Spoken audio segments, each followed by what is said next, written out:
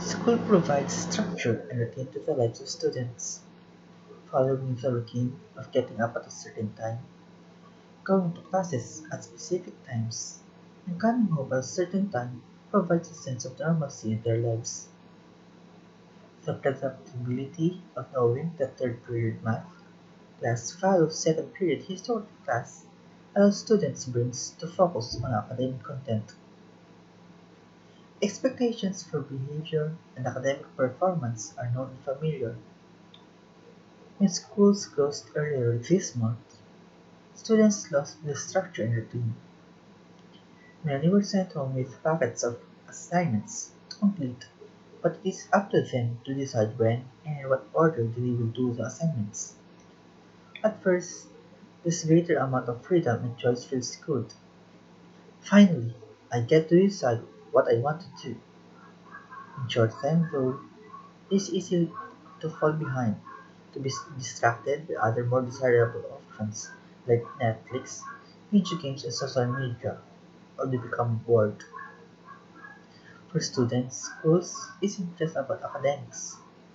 It is also about social interactions. Many friendships started by sitting next to each other in class. The highlight of a student's day might be walking down a certain hallway between fifth and sixth period, because that's when she can reliably expect to see the person she has a crush on.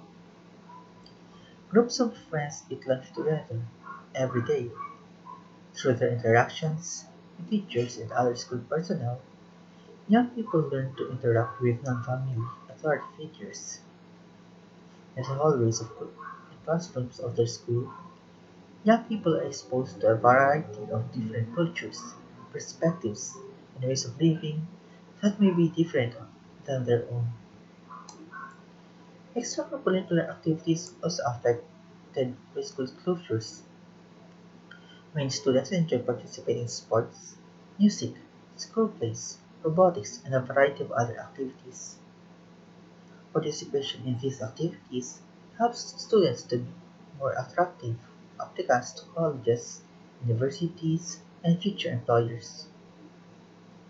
More importantly, though, participation in these activities is an important part of students' identities.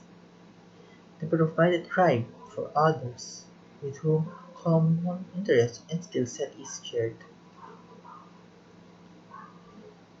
Senior year is typically the high point of a student's high school career. Seniors this year are worried about being able to graduate. They're worried about being able to qualify and be fully prepared for college admission.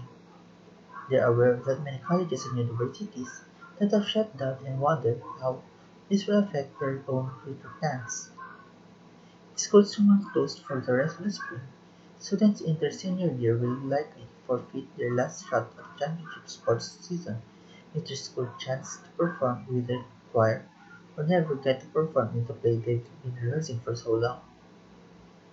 Seniors also face the possibility of missing out on milestone experiences, including attending the senior prom and walking across the stage at commencement ceremonies.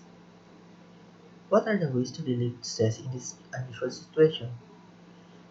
The first thing everyone should do, regardless of age, is to maintain good self-care. First, eat good food. Sure, it's nice to indulge in a treat once in a while, but keep in mind that human bodies and minds work together and feel better when they're being fueled by healthy, nutritious meals. Second, get enough sleep. When we're tired, we're more vulnerable to irritants, anxiety, and depression. It is hard to learn, listen, concentrate, and solve problems when we're sleep deprived. Without enough sleep, we're likely to have problems with memory, coordination, and patience. It becomes harder to regulate our bodies, pay attention, and our emotions. Human bodies naturally prefer to operate on a regular, stable cycle of sleeping hour, being awake. That's why it is important to set and stick to a regular bed and wake up times. According to the National Sleep Foundation, research has shown that teenagers need 8 to 10 hours of sleep at night. Exercise. There are lots of options for staying active while following guidelines for social distancing. It isn't hard to find online videos for traditional workout routines as well as yoga, dancing, and martial arts. Going for a short walk or run outside provides a change of scenery and fresh air as well as exercise. A way to make exercising fun is turn on whatever music you enjoy and dance around for a few minutes.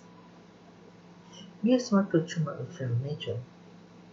There is no shortage of information available online, on TV, on social media, and on the radio. Make sure you're getting information from credible sources. Take everything else with a good dose of cautiousness skepticism. The need for social connection is fundamental for humans. In times of stress, we need support and interaction with family and friends.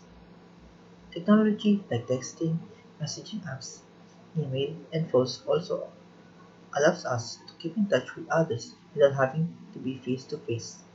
Teens are familiar with these forms of communication and have been using them for some time. Make a point to reach out to others who may be isolated or unsupported in their current environment. Parents, this is not a good time to block teens from their phones and or computers for more than one day at a time. It is completely inappropriate to set it is completely appropriate to set limits on how much time your teen spends on their devices. It is also appropriate to restrict use of technology for social purposes at certain times of the day or to require that a certain amount of academic work be completed before technology may be used for social purposes. It is also good to model the types of self-control you wish to see from your teen. Pay attention to the effect of social interactions have on you. If you notice that your interactions with someone leave you feeling more anxious, angry, worried, frightened, or bad about yourself, consider limiting or suspending interactions with that person. Actively look for positives in every day. Pay attention to stories about people being kind, helpful, or supportive to each other. These things are happening, and news about them is out there. Identify something that you enjoyed or found to be beautiful. Practice gratitude. In times like this, it's easy to get worn down by all the things that we are missing out or can't do. A powerful way to counter this is by intentionally taking time to appreciate the things, people's abilities, and opportunities that we do have. Avoid jumping into conclusions. There is so much that isn't known, and we all have to wait to see what happens. Teens who are feeling healthy and energetic may assume that they have not been exposed to the virus. They also may have heard that the virus is unlikely to be deadly to the people their age. This doesn't mean it is okay to ignore safety precautions. It is possible to be infected and not show any symptoms. If you are one of these people, you know you won't know if you won't know it, but you can spread it to others. That's why it is important to take precautions like washing hands, disinfecting surfaces, and social distancing, even if you don't think you are infected. The situation is affecting the whole country. Colleges, universities, and employers are going to be aware and understand. You don't have to figure out how to solve this situation. School administrations are working on plans to help students complete their education and be able to graduate. We don't know yet what form it will take, but rest assured they will figure out something out.